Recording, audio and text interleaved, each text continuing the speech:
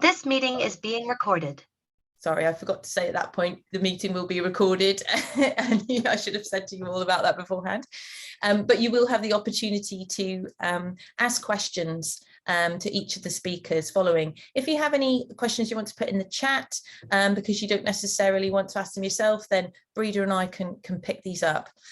All the slides and the recording will be made available to you following today's session as well, so you can always look back and catch up on it at that point. So first of all, let me introduce you to Sarah Custer. She is our editor from the THE. She's coming to you today with a wealth of experience working at a number of organisations actually that sort of work in getting that academic word of mouth out there, that knowledge out there. And I'm really happy to pass over to you, Sarah, to start things off with working at THE and how you work with researchers and academics there. Sure, great. Thanks, Emily. And good morning, everyone. Hopefully my presentation is entertaining enough to pry you away from Twitter, where we're seeing even more minister resignations, especially in the Department of Education. So hopefully this captures your attention long enough and hopefully encourages you to get involved in THE Campus, which is where I'm the editor. I have a quick PowerPoint presentation for you. Let me just see if I can share my screen. Right, so THE Campus. Some of you may have heard of it, some of you may not have. So I figured I would just go into a little bit about what THE Campus is. So it is a free to access resource platform that provides advice from academics and university staff around the world with content that's curated by my team, the THE Campus editorial team. Free to access resources is the important bit of this point, because this sits in front of our paywall as opposed to our journalism, which sits behind our paywall. So part of the mission of THE Campus is to really provide resources from one academic to their colleagues around the world to really grapple the big challenges that universities are facing collectively. It's a global community of experts, so we want higher education teaching and research professionals to comment and rate resources. You can bookmark articles. Authors have their own author pages where all of the pieces that they've published can be found, so it's kind of a shop front for the individual author. We're a champion for teaching talent and other communities of practice within higher education. So we're providing universities and individuals alike a place to showcase all of the great innovative work that they're doing to our global audience, Times Higher Education's global audience. Apologies, I'm just going to turn off Slack so we don't hear the... There we go. So THE Campus resources. So these are slightly different to something that you might be producing for an academic journal. They're practical, short and to the point pieces that are really intended for time-poor readers like yourselves. Written resources around 800 to 1,000 words. We also have video resources that we encourage our contributors to make that are around 5 minutes or shorter. We have a monthly podcast that goes out that really brings to life those conversations that are happening on THE Campus and featuring the experts and HE professionals around the world and really digging into some of the topics that we discuss on THE Campus. Our publishing schedule is built around spotlight collections.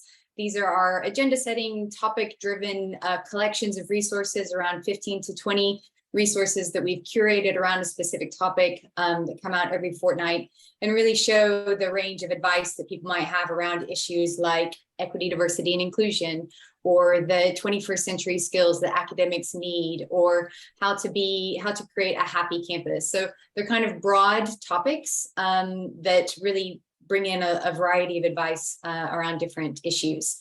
We also have key focus areas on THE Campus. So most of our advice is built around these 3 or these 6 topic areas, which we see as kind of the main areas of our combined and shared challenges that universities around the world have.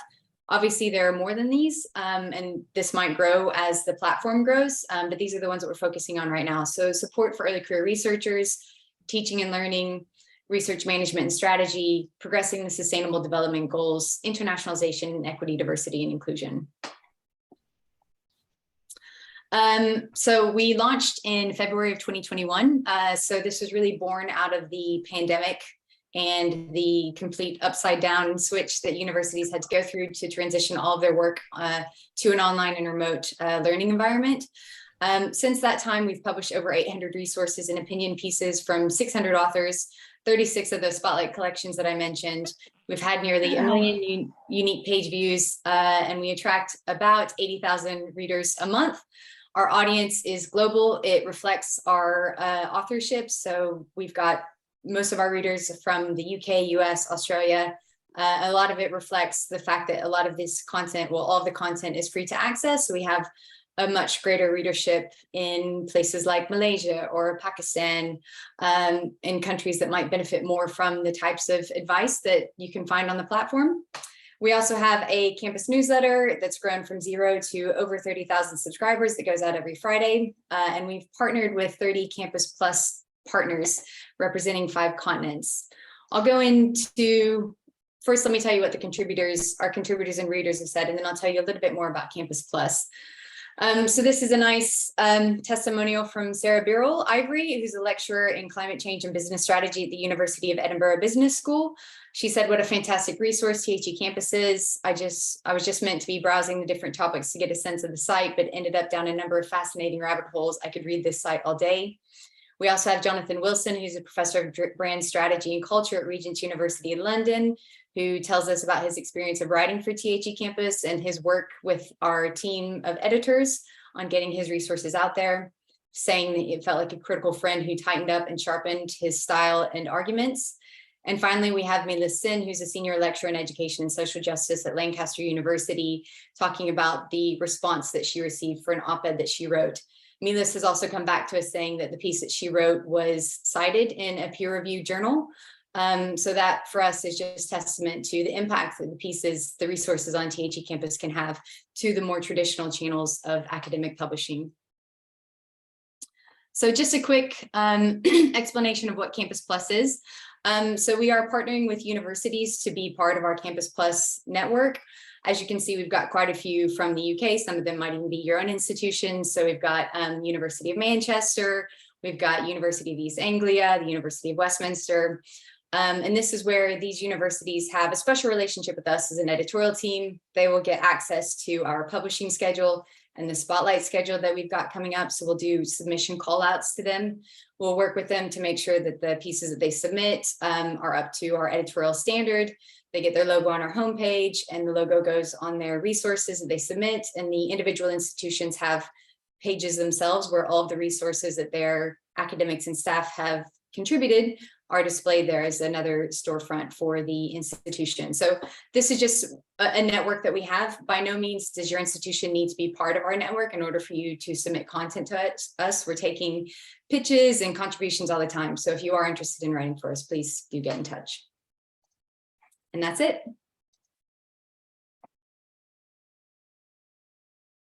Wonderful. Thank you ever so much. That's a really good overview of the Campus Plus, but also the general impact it seems to have and the breadth, not only in the UK, but beyond. Do we have any questions from the floor, from people who perhaps want to inquire a little bit more about what they do at THE Campus? I'm going to change my view so I can hopefully see some people. Got any hands Eric, going can I up? just ask, while we perhaps waiting for others, you know, sometimes for, and I say this, put myself first, as academics, writing short can be a challenge.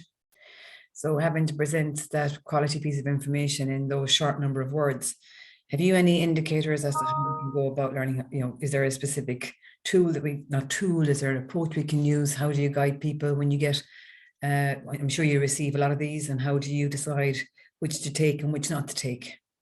Yeah, sure. So what we look for on THE Campus is really that practical advice. So it's more about the how rather than the what or the why of the research that you are putting forward. And we tend to tell researchers or academics to kind of flip what they would normally do in a journal article, which is where they would present the theory and why they're doing it, and all that stuff up front, and then get to the really meaty conclusion bit right at the end. So we encourage them to flip it and really get to straight into what their findings say and what sort of suggestions that they would give to their colleagues based on their research. So that's one thing. We also have templates that we provide people because we recognize that this is slightly different style than where else they might be writing. So we do have templates that really kind of walk you through step by step of the different sections that you can consider and how you can structure what you're writing so that it gets straight into the practical peer-to-peer advice that these pieces should be achieving. Thank you. And I was looking at some of the topic areas as well that you know, the testimonials that were used there. And I'm wondering, are you finding there is a tendency of contributions that are towards, and I know you mentioned the word practical, so things like branding strategy and all those are kind of real practical applied areas. Is that what you're finding, that it's more practical driven, or is there some of the more, it is a challenge for us to kind of, you know, move beyond the stars, but yet we have to look at that difference of impact versus the peer review journal. And I think it's a debate that hopefully we'll get going shortly in the group here and really get to tease out what that means to the reputation, what that means to career move, what that means to progression within the academic world. But I guess from your perspective, are you looking at the areas being very much, you know, more practical led areas of research, such as branding, such as marketing? Yeah, that's an interesting question. We actually haven't had that many submissions based on kind of branding and marketing of institutions, if I understand your question correctly. Not to say that we wouldn't welcome that. We are the 6 areas that I put up on the second slide. We really see those as kind of the common challenges that universities are grappling with right now. And within that, I think would be some of the more branding and marketing questions. But the scope is a bit broader when we're thinking about teaching and learning, for example, in the pandemic, how to get your students to turn on their Zoom cameras, or why it's okay that students have their cameras off. How important it is to get students' names correctly, say them correctly, and to pronounce them correctly. The real practical elements of teaching and learning. Equally, when we're talking about research, how to manage or how to navigate the social construction of multiple authors on a research paper, or how to choose the correct PI, or how to manage a team of diverse needs and diverse talents. It's really getting into the practical advice bits of the practice of higher education, whether that's research or teaching or administration or leading a team or being part of a team. Yeah, so I hope that answers your question. That it's quite broad. It would include marketing and branding, but it's much broader than that. No, absolutely. Yeah, no, thank you, Tosia. And I just saw a question from Paul about where to find these templates. Email me. I'll send them to you. We don't have them on the website yet. We're hoping to develop it so that people can send us submissions directly through the website, but it is a very young platform, so we are still iterating and improving it all the time. So if you would like this templates, please email me, and it's just sarah.custer@timeshighereducation.com. Wonderful. Do we have any other questions? I know I've got one, but I want to give other people a chance before I ask. Okay, one of the questions I had is, you know, when you get a submission in, what makes it really good for you? What hooks you in those sort of that first paragraph? Yeah, I think I would say it's more about kind of what you're saying rather than the writing of it. I mean, that's what we are there to do, is to polish it, and it's really a kind of a collaborative exercise. Sometimes we get a piece in and it's perfect and we don't do anything to it, and that's a great day, but most of the time pieces aren't quite there. So we do want to put a bit of polish on it, and that's kind of our role as editors. So what we really look at is kind of, what are you saying? Is it something that's relatively new? Is it something that's personal to you? Is it based on your own experience? And are you offering something to colleagues around the world, at institutions around the world, on how they might be able to approach this problem that they have also probably encountered based on the piece that they're reading from you? So it's really more about kind of what you're saying and the advice that you're giving, rather than kind of how it's written, because that's what we can help with.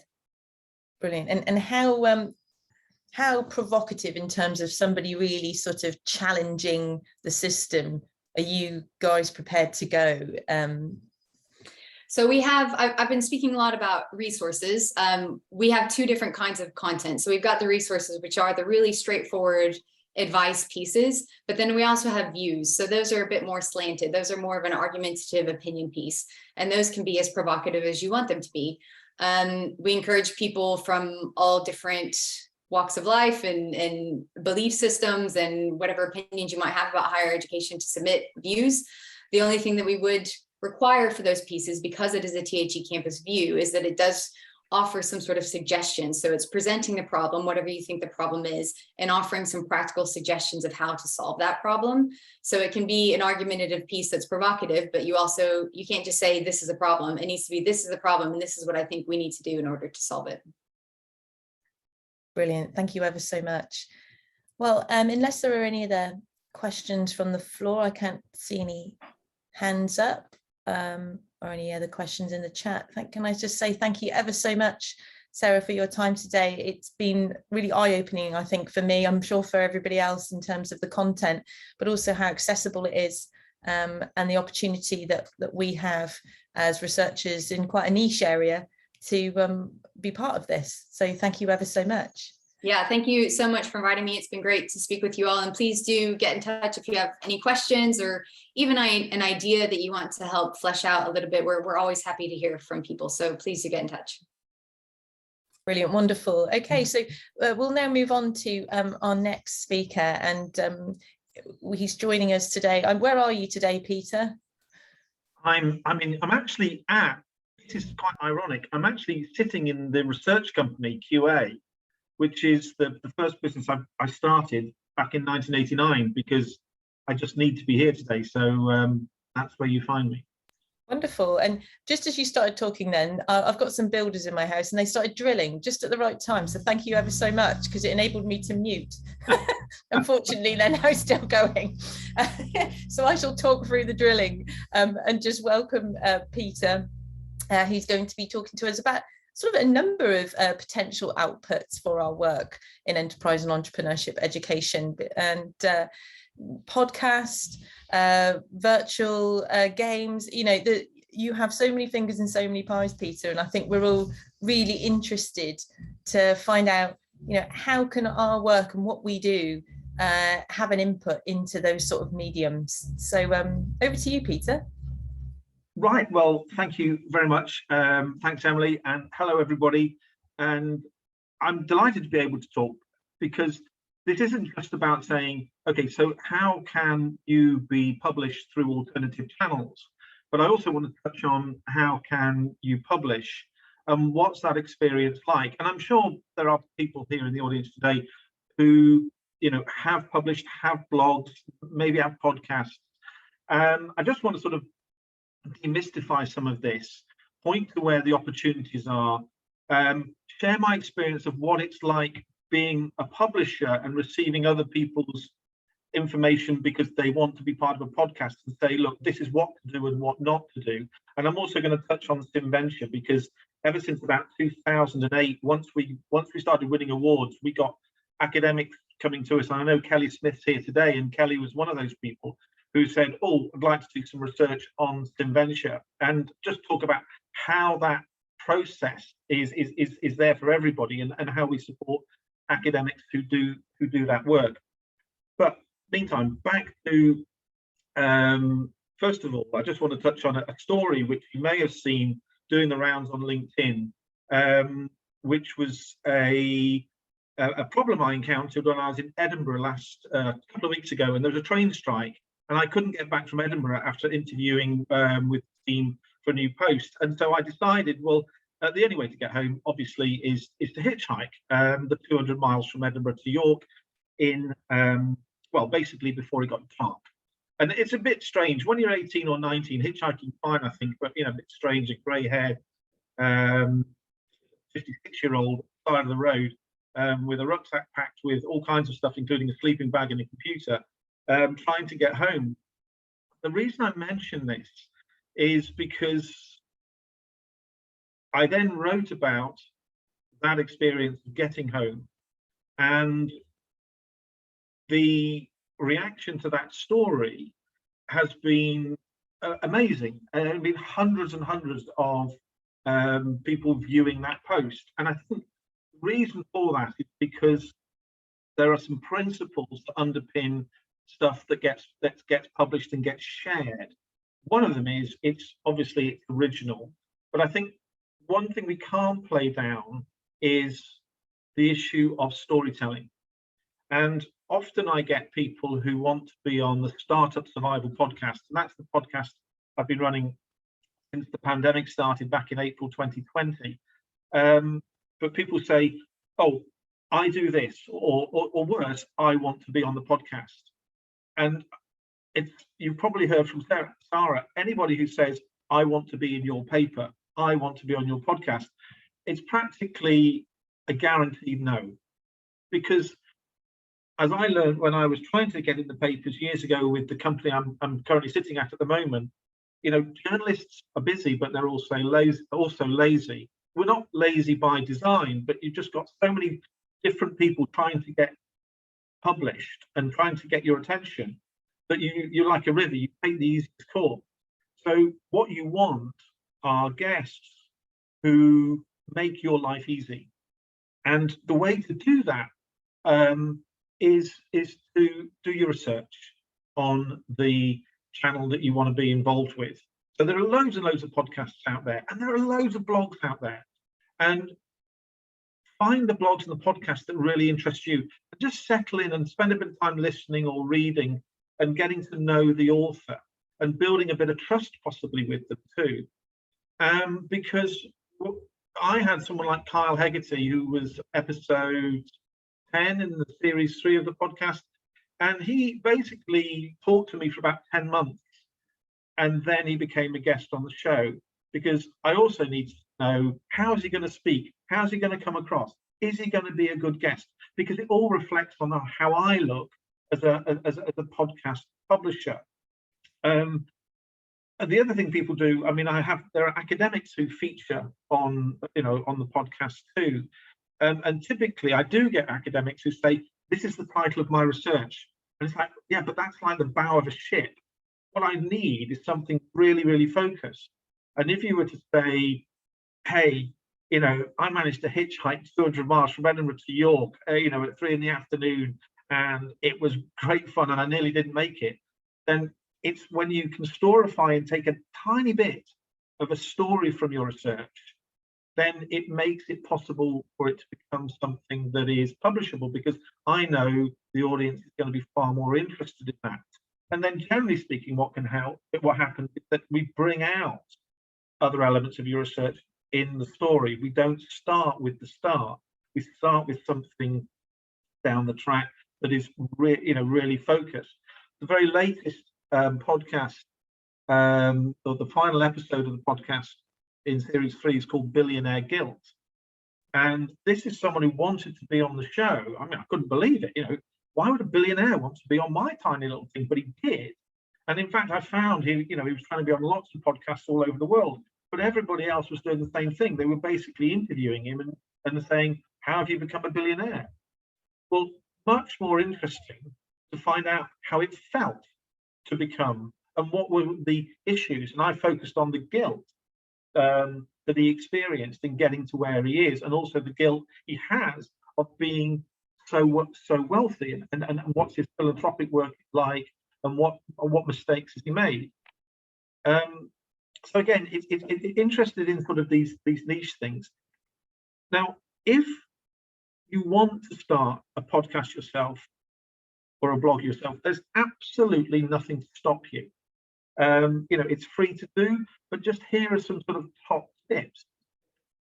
One is, obviously, do your research and make sure it's not copying somebody else. Have a plan, make sure it can sustain. A lot of people start these things, they do 3 or 4 and give up. Genuinely, you're not going to get a huge audience straight away. It does take time, and you just need to be very audience focused. One thing that I always want to do is ensure the podcast is not about me. It isn't. It's about the guest. It's about the audience. And so all the language that gets used is about you and your, not I and me. And the best episodes typically are when we do connect with subjects emotionally. So the more you're able to take your research and go, well, where does this connect with human feelings? And where's the story in this? the greater the chance of having something that people really want to publish. Now, if you're worried and you're thinking, yeah, I know, but I just want to get my research out. Personally, I think, well, it's not about the stars. Doing things differently to what the star journals are doing is really important, because if you try and emulate that and copy that, the blog or the podcast channels really won't do you justice. I think the other thing is as well is I've discovered over the past 30 years that I do love writing. I do love words. And there's a book I would love to recommend to you that was given to me by my friend Sophie, who I've always admired. She did her PhD in English at Oxford. She also did her undergrad there, so she's great with words. I've known her for 40 years of my life. And I was in France at Dordogne with Sophie and friends a few years ago, and she handed me a book. And she said, look, Pete, you like words, you should read this, because this really helps with writing. Now, the book is by a guy called Mark Forsyth. And Mark Forsyth, he's written 3, and the book is called The Elements of Eloquence. Now, I'm really giving away sort of the secrets here, but the secrets were kind of given to me because it generally gives you about the secrets of how Shakespeare, John Lennon, the Bible, how was it written? How are these things written? How are songs written so that they're really catchy? And an example is, why is Bond, James Bond, such a famous phrase in film history? And it's something ranked as something like the most 19th highest phrase ever used in a film. And the reason is, when Mark Forsyth in the book explains, it goes back to something called diacope. And diacope is where you basically bold things with words. And it's the same word as surrounding a single word. So Bond, James Bond. And it's a technique. And there are plenty others like chiasmus, which is to do with symmetry, or alliteration, which is obviously using the same words, or something called hyperbaton, which Yoda is famous for, where basically you move the word order around. And if you do read the piece about the hitchhike, you'll see I use the phrase, now Lewis Hamilton, the taxi driver, was not, because it's different and it gets people's attention, rather than writing the taxi driver wasn't Lewis Hamilton. And these little tiny bits help not only in putting together something to send to, whether it's Times Higher Education or a podcast that you want to be on, but it also, if you are going to publish, it helps you to write something which people like, they remember, and importantly, they share, because that is obviously what you want people to do. You want more people to read these things. So, as Mark Forsyth explains in his book, Shakespeare wasn't a genius. He just applied a lot of principles which he learned about. And I think the same thing is available to all of us. It's just knowing the principles of an audience, what a podcast or what a blog host wants, how to construct an article, we storify it. And then when we do all of these things, we accept that we're just going to get better with practice. And it is genuinely practice. I remember starting the blog back in 2000, I think it was 2012, so it's 10 years now. And some of the stuff I've written, genuinely, it's been read by a badger and a squirrel. That's it. But some of the stuff has had, thousands and thousands of downloads or reads. And the great thing is, as well, is if you do this yourself, there's all of the software available to check how blogs or podcasts are performing. Now, let me just quickly come on to software that's available to you if you are interested in self-publishing. So what I use something called Buzzsprout. Now, Buzzsprout allows you to upload your podcast, and then it distributes them automatically to the main channels that you choose, be that Amazon, Google, or Spotify, and there are many others. And it does it all automatically, and it copies the words as well that you've used do those other channels. It really minimises your effort.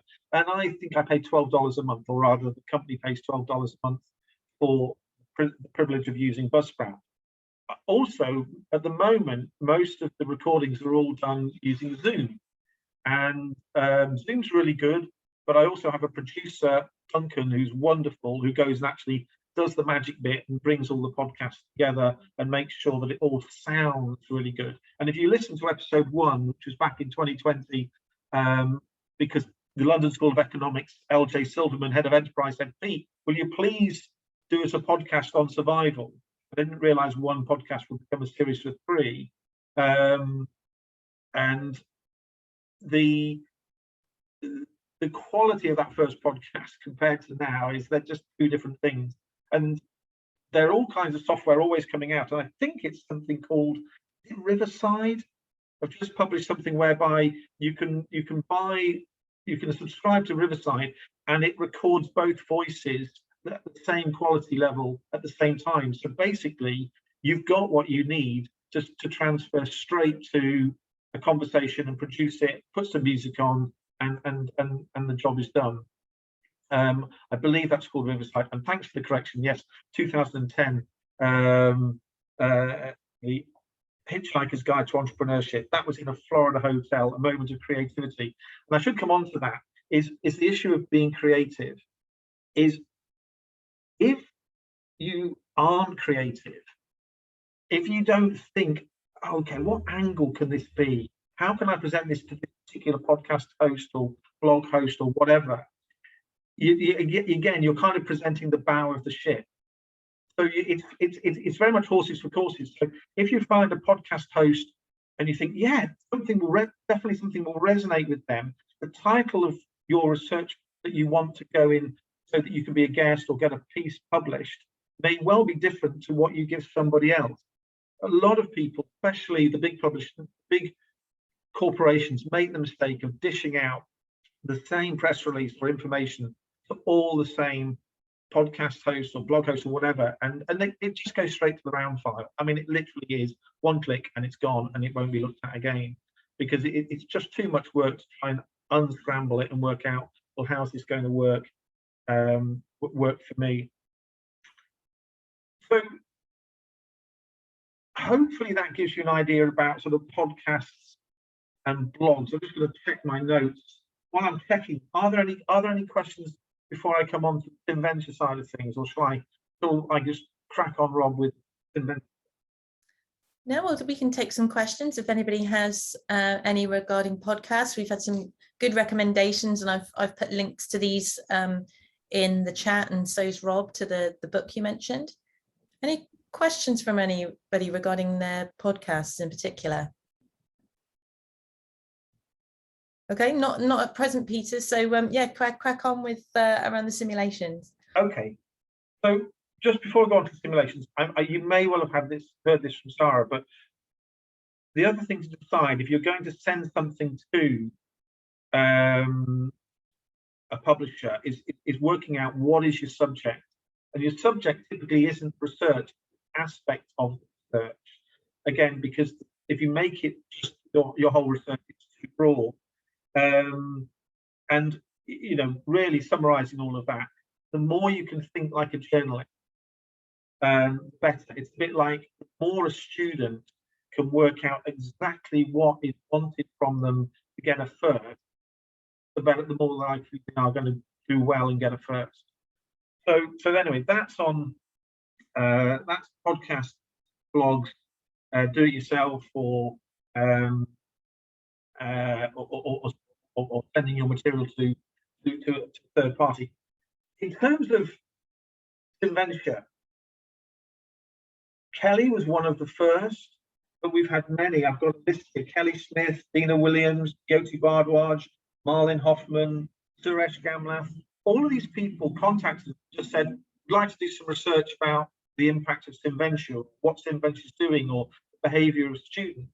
And we had both qualitative requests and quantitative requests. So some were looking at behavior and impact, some of them wanted to get into the data that Inventure uses.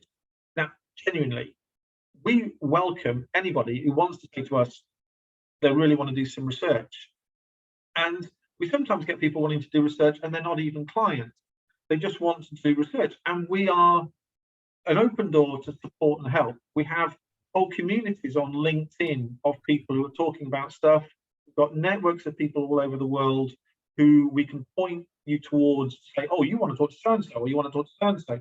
So in terms of forming partnerships quickly, that is very feasible. The very latest product, Inventory Evolution, which is an online simulation, produces millions of data points per user institution. So there are probably billions of data points. So there's tons and tons of data about how people are running simulated companies.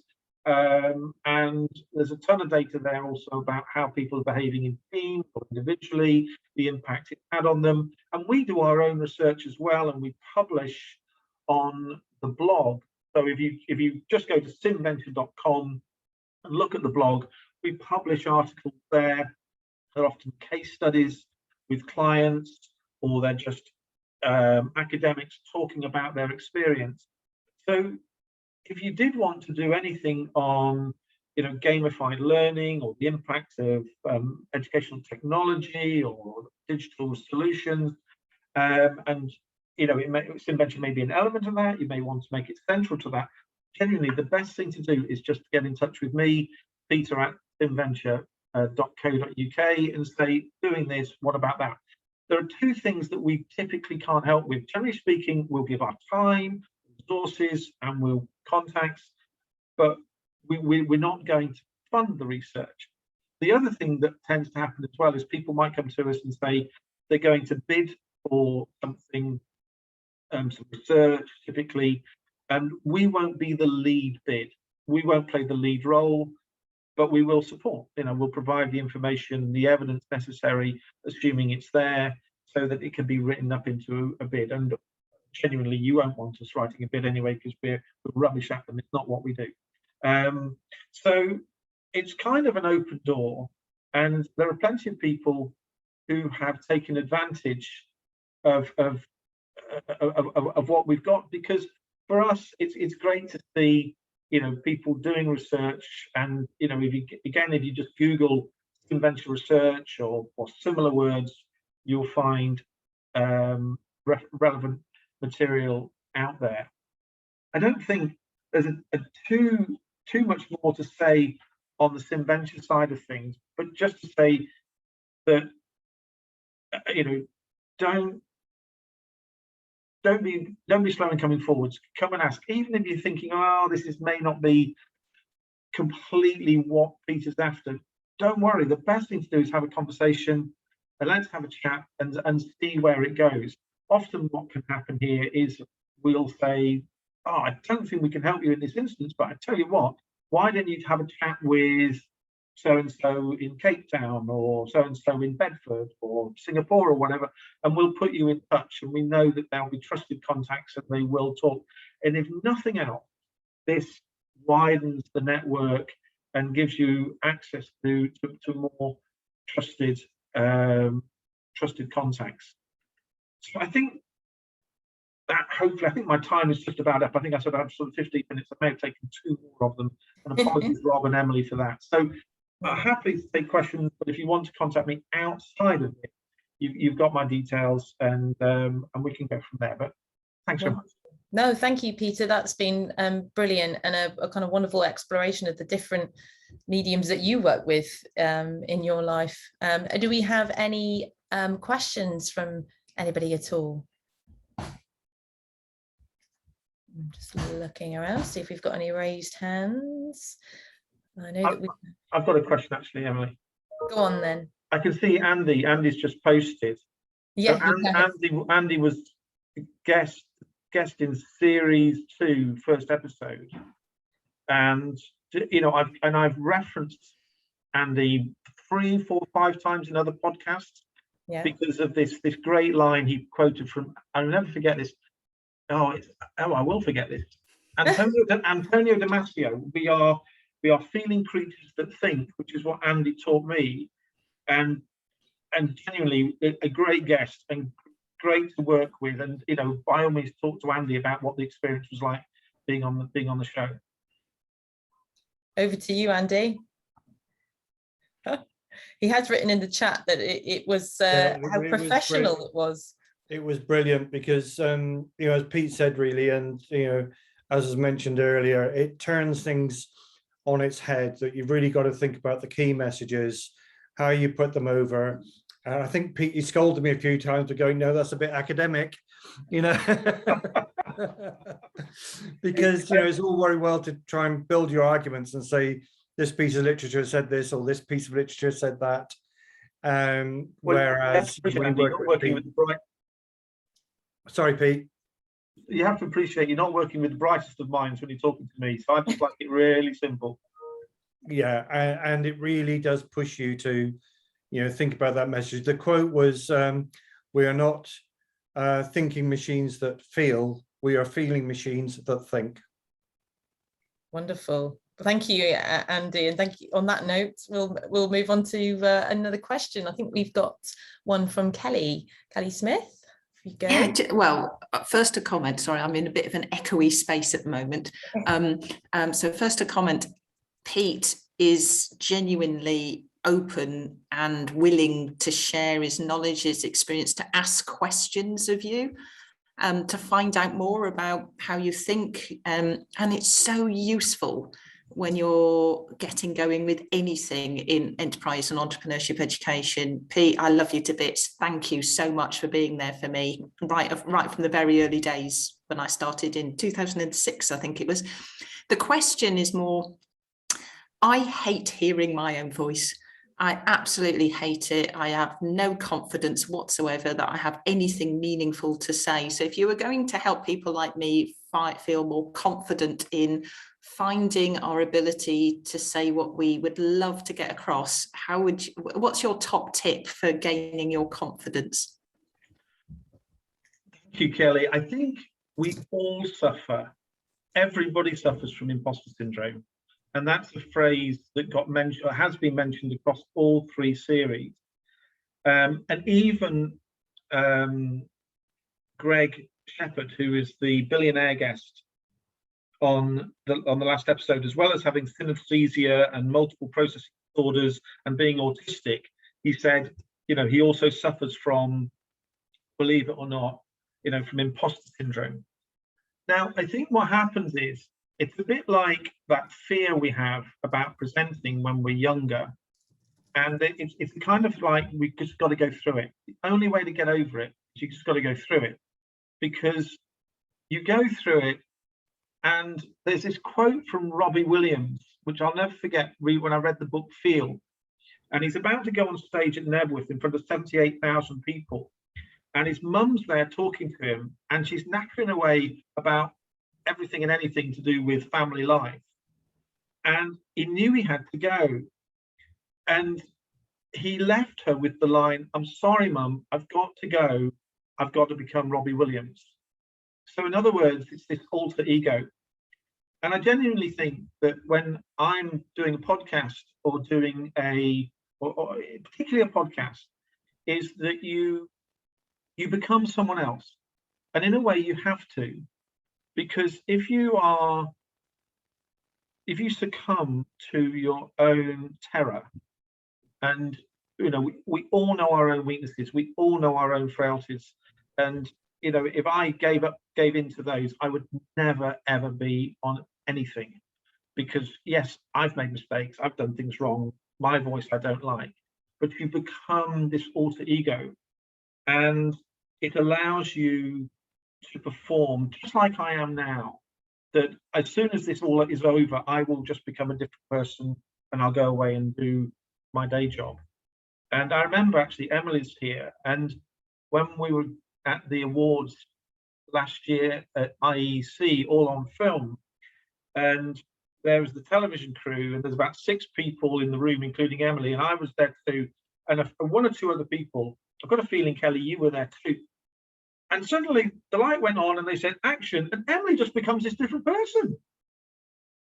And that's that alter ego within all of us. And it's just finding that and just being happy with that voice. Then when it finishes, you come back to be yourself. Thank you, Peter. That was me, myself and John Powell doing the Phil and Holly of Enterprise Educators UK. I'm going to move on now because I'm aware that our other guest, Jim, who is from Wonky, has to leave quite promptly at 11 o'clock. So I will, if possible, we'll move on. But thank you, Peter, ever so much, as ever. Wonderful and great to see you. So Jim, if you're there, if you wouldn't mind, that's wonderful. Thank you. I know you've been super, super busy. I've been watching your tweets this morning. You are going like mad with everything that's going on at the moment, and I don't blame you. So we are really happy to have you here and I'm very honoured. So without further ado, I shall pass over to you, and it'd be great to hear about your work and what Wonky are doing in terms of how to get our work out there through Wonky. Yes, great to be here. Really sorry that I've got to go in sort of 7 or 8 minutes, but I'll see what I can fit in the time. I guess there's two aspects to this really. So one is the thing that I think that lots of people, certainly in higher education, will be familiar with, and that is wonky.com, the website, the articles that get posted, normally blogs from either members of the editorial team here at Wonky or our kind of community of contributors all around the country. And the kind of email briefings that go out either on a Monday or every day, depending on the subscription level that your university has kind of, if you're at a university, has kind of opted into. But there's another aspect. So I lead a kind of double life. So as well as that, so a couple of days a week where I might manifest myself in public by writing something narky about the Office for Students. Another couple of days, for the rest of the week, I actually lead a piece of project work with our Students' Union subscribers. So we have Students' Union subscribers as well as university subscribers, who we're supporting to understand the higher education sector and various aspects of it, to consider where the student interest might be in lots of the kind of issues and debates and policy agendas that come up, and to support them in thinking about the issues, to understand what's going on, and to use evidence and data either that they've generated themselves or that other people have generated inside their advocacy, either in their campaigns or in university committees, or whatever that might be. And although those two parts of my life are kind of have similarities, they are different, and the use of research, particularly academic research, in those two kind of aspects of my life are also slightly different, but both, when they manifest, often really quite rewarding. So if I take the first bit first, the bit that I think at least some people will be familiar with, the website wonky.com. Broadly, when that was originally set up by Mark Leach, the founder, the idea was he was kind of sick of a culture which appeared to be big decisions about higher education and the policies that govern it, its funding, its regulation, how it's run, why, the way it's organized and so on. Big decisions being made behind closed doors in oak paneled rooms in private members clubs in London. And the idea was to try to democratize that debate. And central to that, all the way through the decade that it's been running, has been gathering contributions from contributors, either people who have opinions or people who have thoughts on the sector that they might bring from other sectors. But crucially, a really important part of that mix is people who have undertaken or done some research into the student experience or how universities run, or whatever that might be.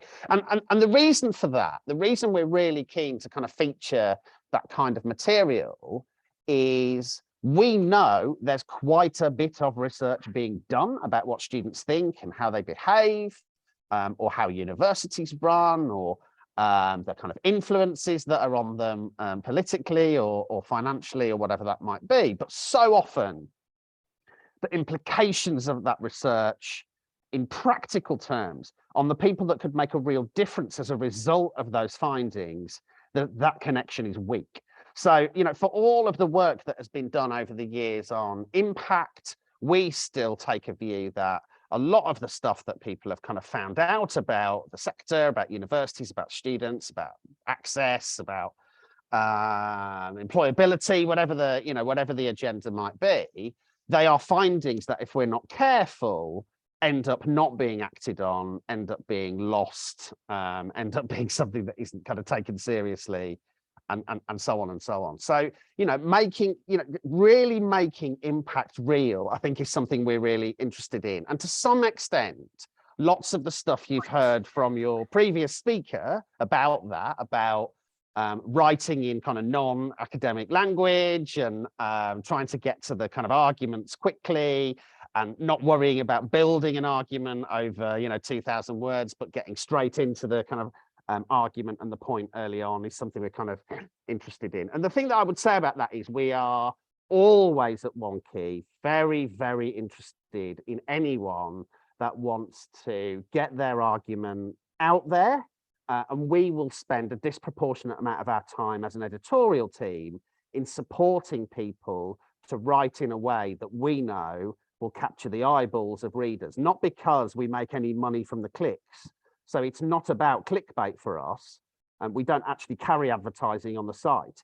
It is about a really important kind of deep in our hearts mission, which is we want someone who's perhaps commuting on the train, reading an article on their phone with their thumb, to be able to kind of understand the implications of someone's argument or their research or whatever it might be relatively quickly, and to be able to come back to it and dive deeper if they want to. And if we can support researchers and writers and so on to do that, we will do that, sometimes over the course of 2 or 3 iterations of a blog or a stream of consciousness or whatever that might be. And I guess, very happy for people to kind of get in touch with any of the team to that end.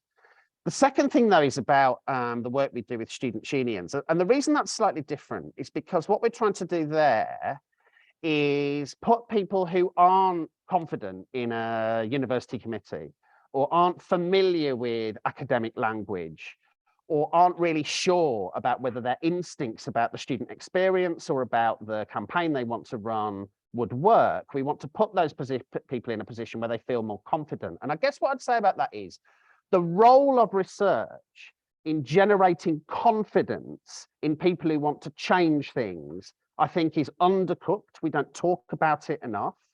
And that idea that giving someone some evidence, either from their own institution or from the national picture, or some evidence that proves a hypothesis that someone might have, the role that can play in putting the spring in the step of someone that's trying to propose a funding arrangement or a reorganization of something or a new service or a new approach to something, we think is significantly undervalued in the sector. And the reason I say that is because what I get to do is quite often, normally once a week, we will, in our part of Wonky, in our little student union part, we will try to find everything that's been published in the previous week about the student experience or education in the journals and in the kind of other areas where we'd find published academic research. We'll pick a couple of bits every week and we will summarize them in terms of the implications of that stuff for students or for universities in a way that enables people to walk into a room and make an argument that supports or disproves a hypothesis. And I'll just say one more thing about that process. When I started working at Wonky 4 or 5 years ago, one of the things I was occasionally coming across was stuff about belonging and kind of academic confidence amongst students and students' ability to form relationships when they started and enrolled into higher education. And quite often I was finding really kind of quite disparate bits of research that weren't really part of an agenda, and quite often did that thing where research tails off at the end and says, this is interesting, isn't it? And more research is required. Yeah, that kind of, that kind of thing. One of the things we decided to do a year after I started, though, was to try to kind of have a bit of a silent theme throughout the course of the year that would enable lots of different people, off the back of a national piece of polling that we commissioned, lots of people to then come in around the side and around the edges and say, hey, I've researched a piece of, I've researched something that relates to this. Can you carry my article? And so on and so on. And what we will now do behind the scenes at Wonky is we will pick every year 4 or 5 big issues. So it might be academic misconduct, or loneliness and belonging, or employability and what people's attitudes are around that and what really makes a difference, or whatever it might be.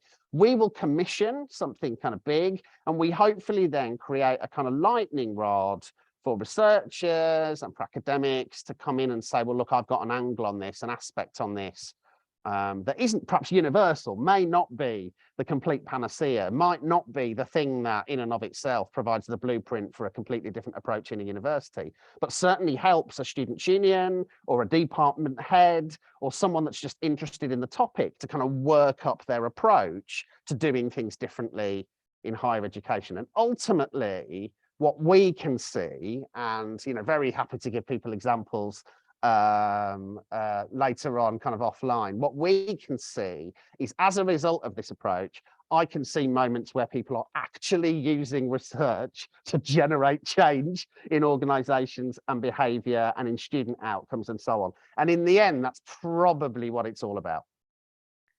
Thank you, Jim. That's wonderful. And it's fantastic to hear someone speaking so passionately about their role and what they do and how you can work with us. I'm conscious of time, but I didn't know if you might have a chance just for one question, if anybody had one. I know, and Andy, I know you put a quote in or a comment in there. Did you want to bring that back up again at all, Andy?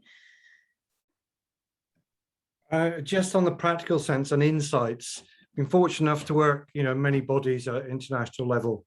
Pratt Money really did point out that top-ranked journals are the least useful when it comes to working out on policy.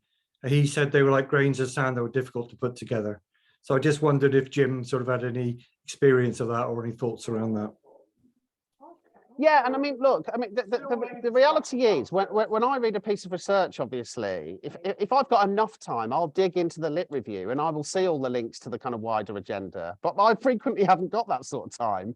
And I don't think that most students' union officers have got that kind of time. And I don't think most university pro-vice chancellors or department heads have got that sort of that kind of time. So I do think some of this is about, partly one of the things we try to do at Wonky, but I think there's something else going on here in terms of people thinking through impact, about relating different bits of research to other bits of research other than through the lit review.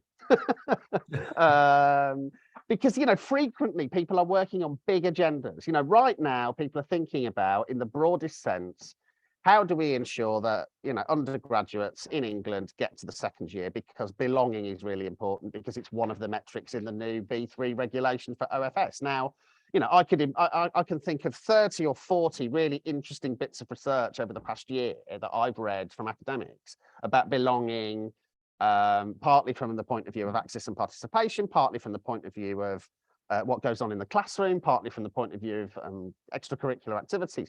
But it's only really by diving into literature reviews that I can see the links. And what I therefore know about that is that, the beleaguered pro-vice chancellor that's been told by university council to go and work on getting people into the second year, if that's too hard, believe it or not, for them. And I do think we all somehow have a responsibility to make it easier for people to do stuff with the stuff that we discover when we find it out. Thank you. Wonderful. Well, thank you ever so much, Jim, for your time. I know you're really busy, so we'll say goodbye to you now. If you want to get in contact with Jim, he's very active on Twitter. Please do follow him and see what's going on. It's really an interesting read on a daily basis, actually, Jim. So thank you very much, Jim. Bye-bye. Great to see you. Right, and he's off. So, Rob, you're on Spotlight now, or you are on my screen. We've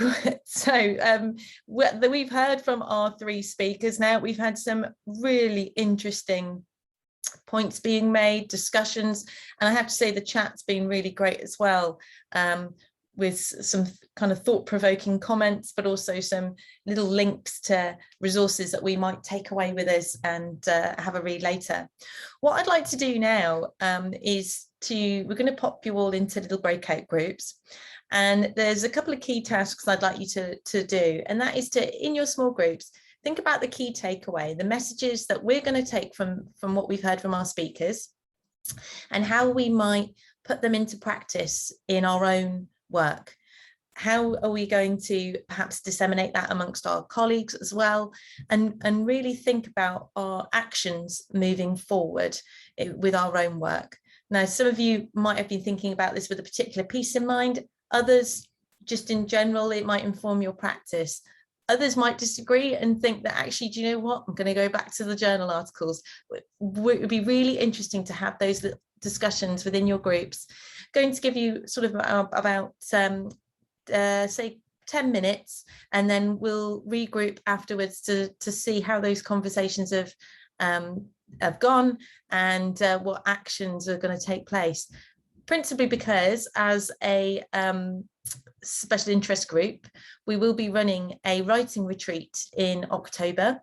And one of the things that we're trying to encourage is for people to apply to attend that writing retreat, to write outside of the journal article medium.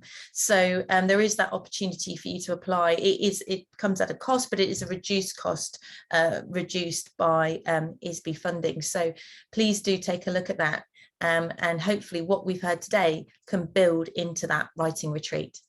So Rob, if you wouldn't mind separating off everybody into their groups, that would be fantastic. Speakers, if you want to hang around, that would be great, but I completely understand if you're busy and you need to move on with the rest of your day. So Sarah and Peter, great if you're here, but I do understand if you need to go at this point. So let's go off into our little breakout rooms. Great. So you should receive a link to click on that will take you into your breakout rooms.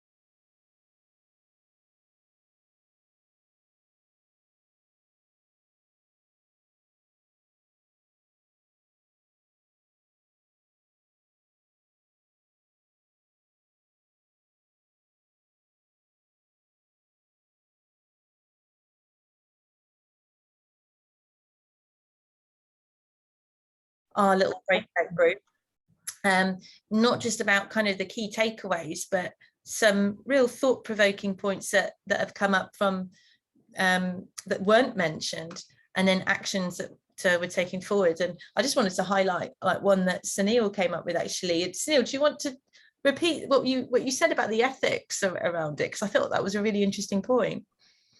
Yeah, I mean, I think to be very succinct, what I'm saying is I hear a lot of podcasts on Spotify, for example, and I find them very, very interesting. And when it comes to doing podcasts, selecting the right platform is important. But at the same time, in personal experience, I've tried podcasting on other platforms and it hasn't worked. And pushing on Spotify it causes problems with my own moral ethics, which is, am I supporting inequity in entrepreneurship, which is not supporting other platforms to emerge, which is a shame. It goes back to, again, the problem with academic publishing. I think supporting platforms like Elsevier or other platforms may be hampering academic progress. That's, again, personal opinion. But yeah, it's just a thought on how entrepreneurial equity could be supported by supporting other platforms as well. No, I just thought it was a really interesting point that came out about, when you get to that point of creating the podcast, where are you going to place it? And I guess it's just like the journals. Peter, have you got a response to that? Yeah, my advice on that would be if you do use Buzzsprout, which it is its own platform but distribution point, you get to choose which platforms to distribute to and which ones not to. So if you want to go for the smaller ones, you get about 24 to choose from. You can ignore and boycott Spotify for understandable reasons, Sunil, but you get to choose which ones you do put in. That's great, thank you. And so great to get that advice on that particular platform.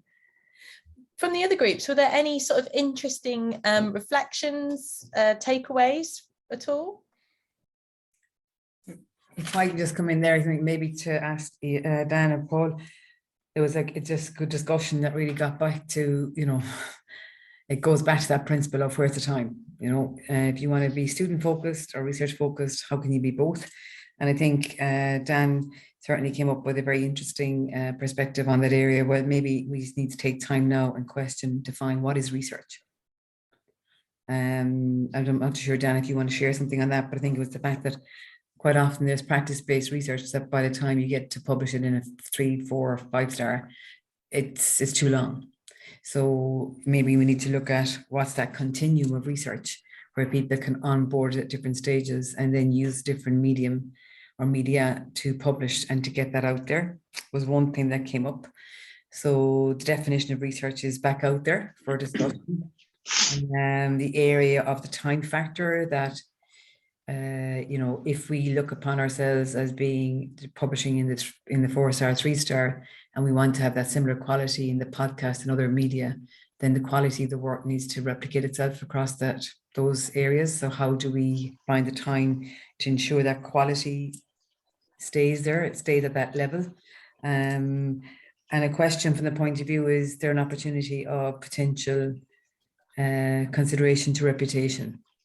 And if the reputation says it must be a 4 star, 3 star, then why put the time into a podcast? Absolutely. I remember someone told me this once, that they were talking to a senior academic and they said, they were a junior academic, and they said, I've been asked to write this book chapter. And the senior academic turned to them and said, if you're ever asked to write a book chapter, go get a coffee, sit down, turn around, come back and tell them no.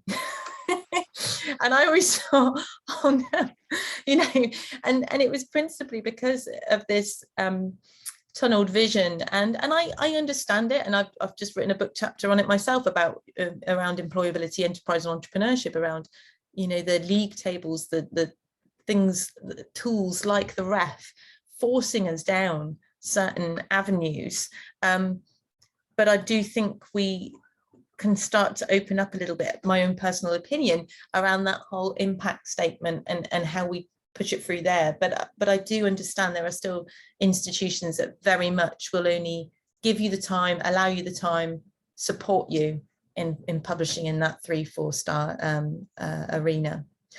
Interesting you say about reputation.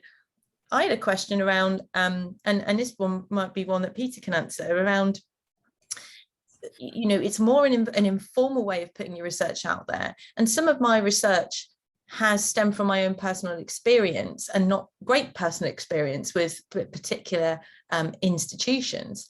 Now, in my research, I don't put that in there. I'm led by the literature, but when I would want to communicate that, there's a part of me that wants to kind of put the rationale on the table and say, look, this experience led to me doing this big bit of research, and guess what, you know, it's not just me experiencing this, there's loads of people having it, you know, it's all going on out there. But I'm really worried about litigation and the legal elements of that, and I just wondered, you know, how much can we actually say, how much of an opinion can we actually make supported by our research and not expect a comeback on it in some legal way? So I'm sort of just putting it out there, really. I'm sorry, I'm going to mention my name, Emily, so I'll just come in again on Breda's point, this issue of reputation. Yeah. Because the research that people do is in the public domain, there's nothing to stop the Daily Star picking up on it and publishing it. As long as it's accurate, you know, there's nothing you can do. In terms of reputation, if your work appears in the Daily Star, it appears in the Daily Star. Now, it also could appear in the Telegraph or the Independent.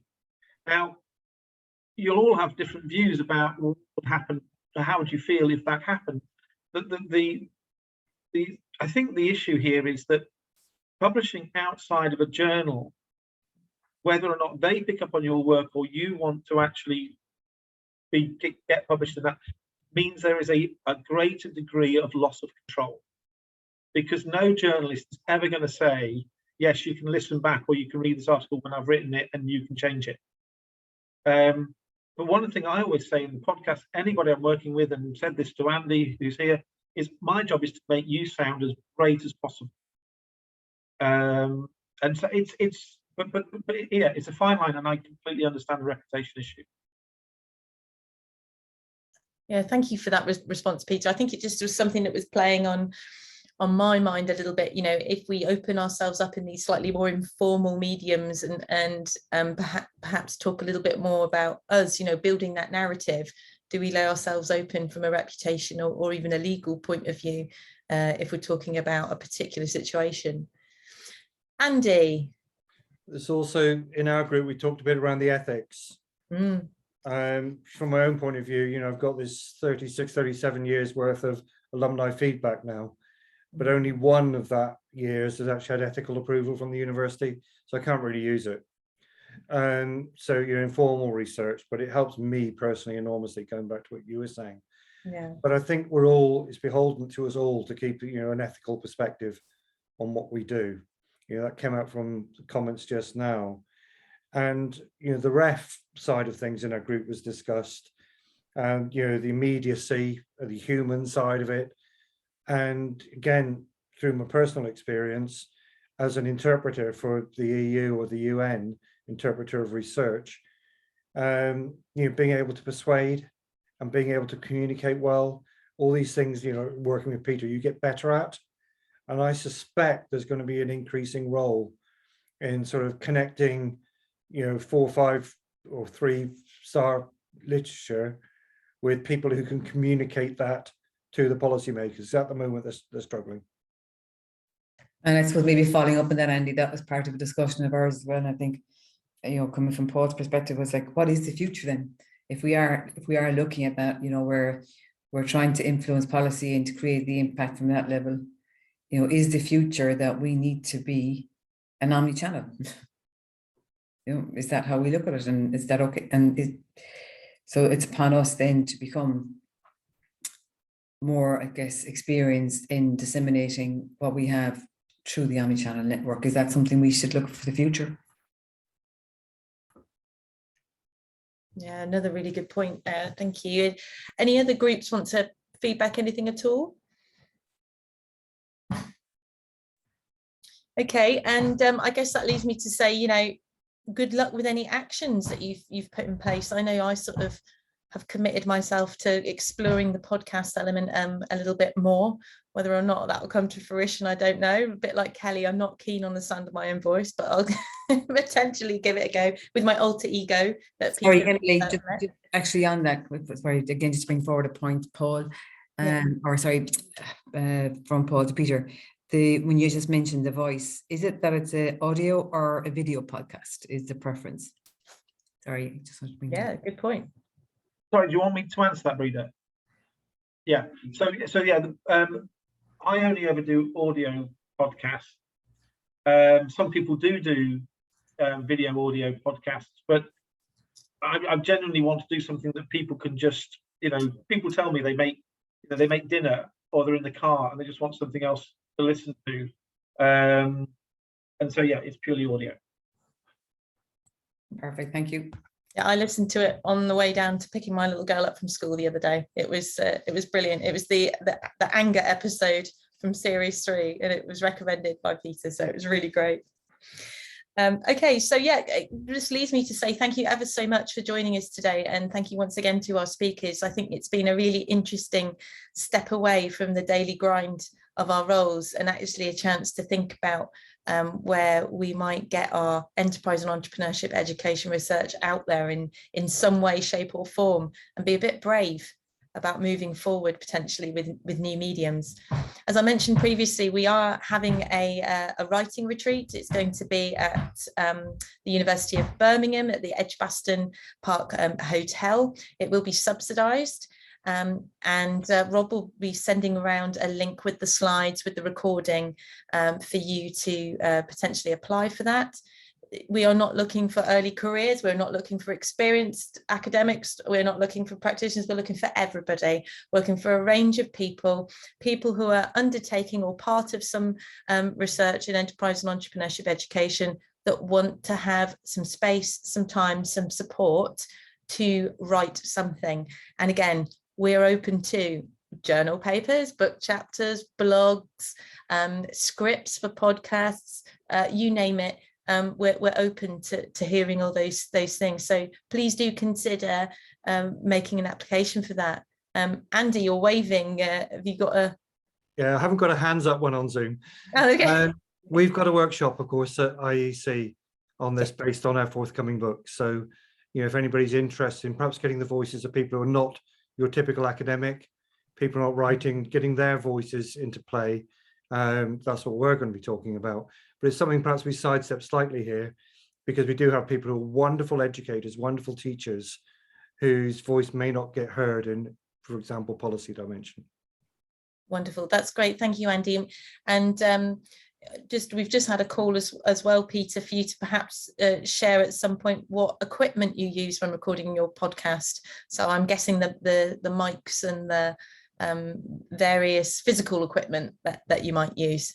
So if you wouldn't mind sharing that potentially with Rob, he could potentially circulate that if it's super special and wonderful, or if it's even if it's just your bog standard mic. Okay. Suzanne asked this in our group. Yeah. So very, very quickly. Go for it. I have spent quite a lot of money, but the best thing I can find that does the job, I do have a producer who helps, but it's an iPhone. There you go. That's the secret. And if anybody wants to get in touch, and I'll just tell you one or two little secrets for using it, by all means do. But don't spend any money. Start with an iPhone and a room with plenty of cushions and curtains. Yes, get padding out those rooms. Wonderful. Thank you, Peter. So you will receive an email now. There will be an evaluation of the workshop as well included in that. Please do take the time to give us the feedback on that. We want to know whether it's working, it's not working, how could we improve these sort of events. It's really important to us. So please do take a minute or two to do that. Take a minute or two to put your actions into play, and also to think about, if you're not already a member of the SIG, to join. I've put the link in the chat, so you can find out what else we're doing, what else we're up to, but also find your way to the writing retreat application. I hope to see you all again soon at either IEC or ISBE. I'm so excited to see everybody in person. You won't believe it. It's going to be fantastic. So yeah, looking forward to seeing you all then. And thank you very much from both myself and Breda and Rob and Lynn and the rest of the team at EEUK. And also to our speakers today, Peter, Sarah and Jim. Goodbye, everybody. Bye. Thank you. Bye.